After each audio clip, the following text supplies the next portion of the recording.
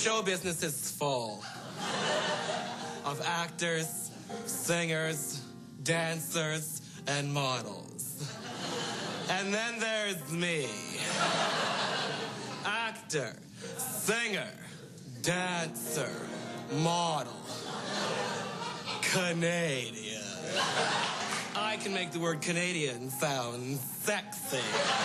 When I'm overseas and people mistake me for an American, I'm as outraged as when I'm mistaken for straight.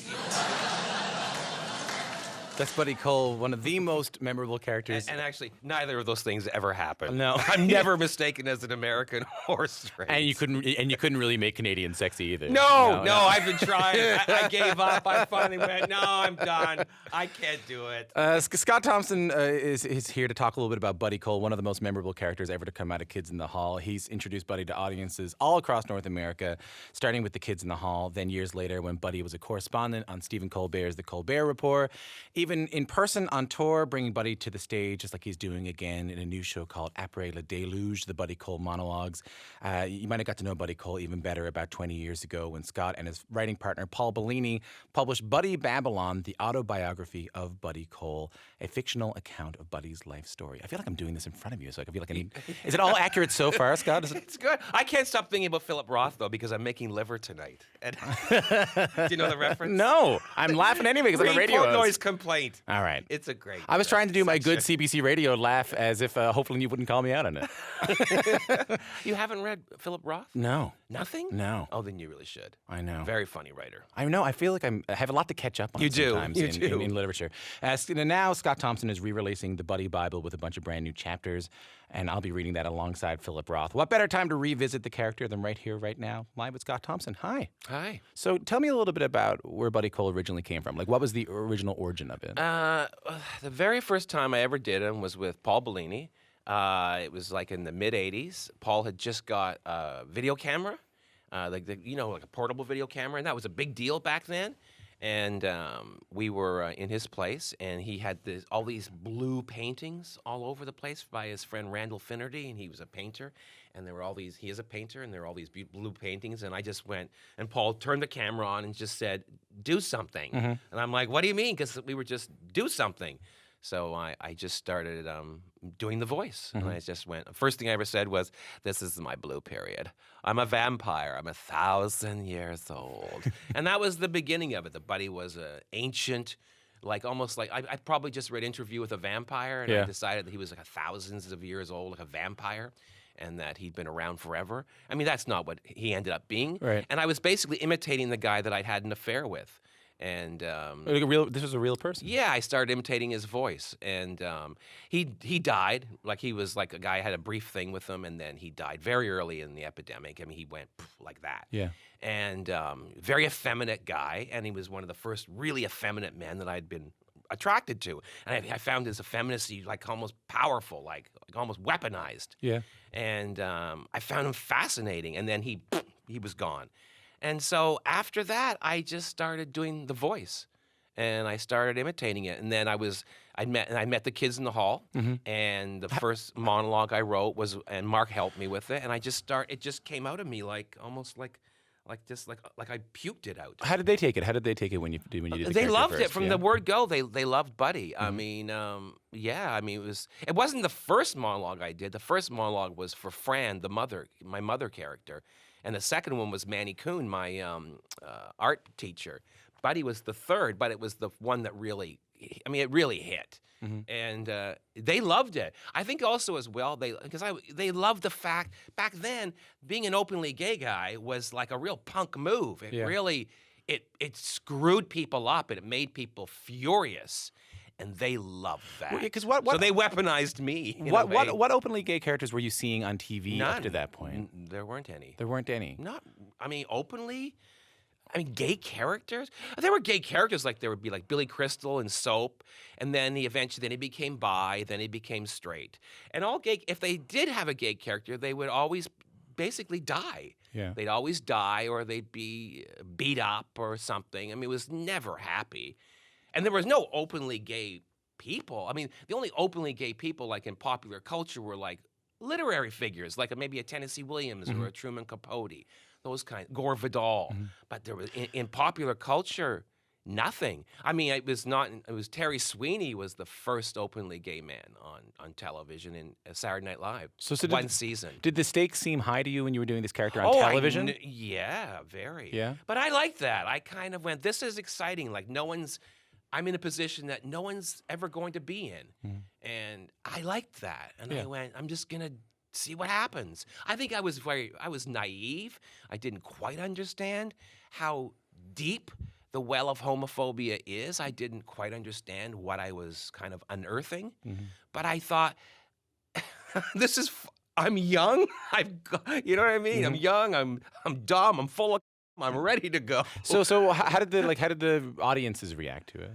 Well, very differently. I mean, half the audience would be furious. I mean, I think a lot of people would hate him because back then, if you were gay and you let the audience know, society only recently shifted where they decided that open homophobia was not okay. But back then, it was absolutely not just okay; it was the law of the land. Yeah.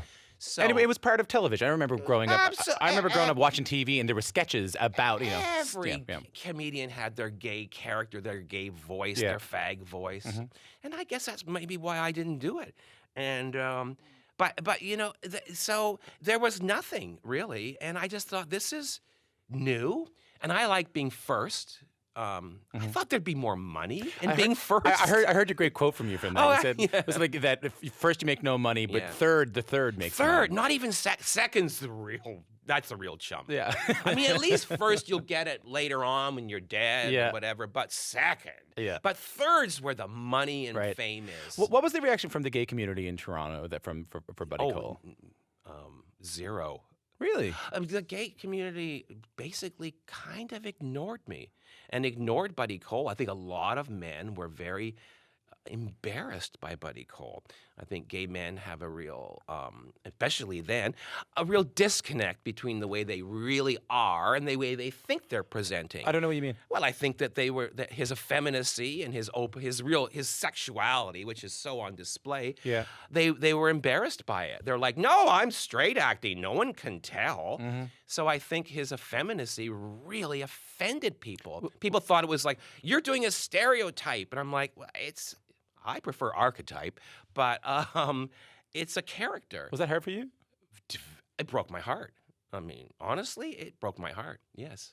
Very difficult. Very, very difficult. It took me a long time to get over what I considered. I took it very personally.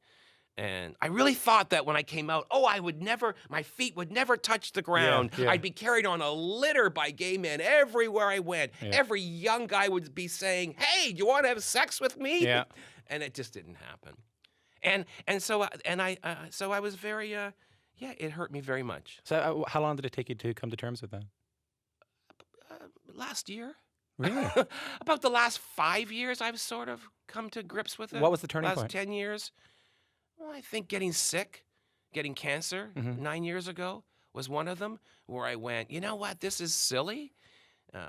This anger I have, this bitterness is not helping, and it might have contributed to my illness. That's what I believe. And if you want to continue, I'm talking to myself right now. Like if you want to continue your life and your work, you need to jettison this. It's like a balloon. I had all this ballast that was weighing me down. I'm like, I gotta get rid of this if I'm ever going to get the height that I feel that I want, that I feel I deserve. I'm never gonna get there until I let this weight go. So I worked very hard to let it go. I think people listening to that right now, I mean, people who obviously didn't have didn't get sick, wishing that they could do the same thing, That stuff weighs you down. It does weigh you down. It doesn't help anything. It doesn't help you at all. And maybe it helps when you're young. When you get older, it's like, nah, that's not helping me any longer. If you're just tuning in, Scott Thompson's here. He's behind Buddy Cole.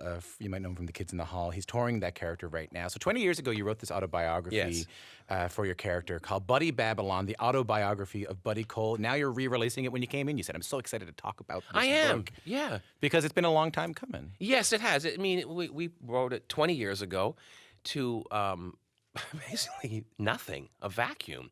Like it barely got, I mean, it was ignored by everyone. Yeah. The Canadian literary establishment, the gay establishment, everyone just, the comedy world completely ignored it. It maybe got 2 reviews, like I think it got a review in Quill Inquirer, and I think they called it sexist, racist, and homophobic, and that shut everything down. Right. Of course it is. It's about life. Yeah, right. But how do you think? Like, why now? Why is now the time to bring it back? Because I think it's a similar time. But right now, I think we're in a similar time than we were when the Kids in the Hall were in their heyday. We have a world that's in chaos. We have a world that's shifting and changing, and there's it's just in constant motion. We have a very polarized world. We also have political correctness, strangling popular culture. And the Kids in the Hall, when we came up out of the mud, it was similar. The Berlin Wall was falling, Tiananmen Square. It was just chaos and everywhere. And political correctness was a big deal. Well, and so I think it's similar now. And Buddy doesn't care what you think. So how does he age? How has Buddy Cole aged? Not literally, but beautifully. Yeah. I make a joke about Buddy that's like, luckily, I've been ravaged by everything but time. Physically, he thinks he looks the same. He hasn't changed one bit. So what about you? What is it? You're going on tour now. Yes, I'm on tour with the show. Yeah. What is it about Buddy Cole that still appeals to you, Scott Thompson? Well, now? because I can say anything when I'm him, and I'm not and the audience takes it. So it's the kind of thing, things that you would like to say as Scott Thompson. Yes, and I mean sometimes I do because I do stand up now, and I hear you're doing a lot. I'm doing a lot of stand up, but I really enjoy Buddy because there's things that even I can't say, like first of all, like white men can't say shit anymore, right? And especially like a middle-aged white guy, you're told to just listen. It's your time to listen. Well, it's a good idea. Well, I don't have to listen. Okay, sure. No, I don't have to. No, I'm a gay white guy, and I'm an older gay white guy, so I didn't have that. So I've been waiting. I'm like going, no, I lost my white privilege 30 years ago. I've been waiting for this. I don't have to listen. Right. I have to talk. So that's a real privilege right now, and almost a superpower for a white man in comedy. Like, I can say what I want. And when I put on that Buddy armor, you have to listen to him. Because I think people look at him and they're like, that guy's seen action. Because he's a war-worn character. He is, and he's a warrior, Yeah. and I think he's a war hero. And he's come back from the wars, and you look at him and you go, that guy's scarred. You have to listen. And that's a superpower right now, and it's exciting. And when people are offended, they don't have time to wallow in it because I just hit them with another joke. Because I've been writing this show for such a long time that it is packed with jokes. And that's the thing for me. Like, there's not a moment of reflection.